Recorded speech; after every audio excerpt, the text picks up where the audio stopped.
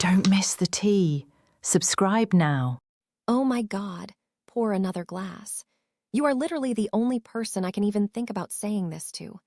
I need to get this out of my system, because if I keep carrying this around, I'm going to scream.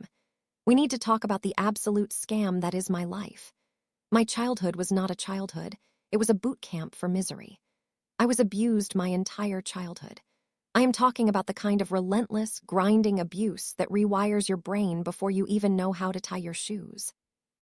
Here is the kicker, the thing I never say out loud. I have wanted to die since I was 10 years old. Most 10-year-olds are worried about their crush. Me, I was already looking for the exit signs. And do not even get me started on the get help brigade. I have tried everything. Nothing works. It is like trying to put a Band-Aid on a bullet wound. And believe me, the wound is only getting deeper. So here is the absolute cosmic joke of my existence. I want to leave. I have always wanted to leave, but I cannot. Why? Because of the family who actually managed to be decent. I am being held hostage by other people's emotions. I have to wake up every single morning and put on this heavy, suffocating suit of being alive, just so they can feel comfortable. It feels like they are saying, I know you are burning alive, but please stay in the fire because we do not want to smell the smoke. So I have officially retired from the pursuit of happiness.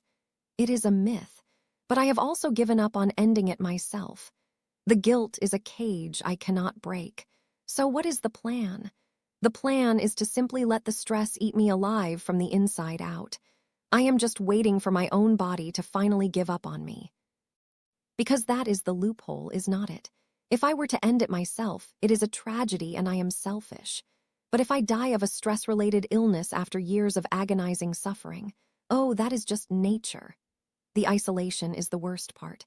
I cannot look my family in the eye and say, I stick around solely because I do not want to ruin your Tuesday. They just fall apart, and then I have to comfort them. And do not tell me to talk to a professional. The second I tell a therapist the actual truth, they are legally obligated to commit me. And a week in a psych ward costs thousands of dollars. I am already drowning. If they lock me up, they bankrupt me. And if they bankrupt me, what choice would I have left? So I have to live with this horrible truth. And this is the scariest part, but I need you to know it.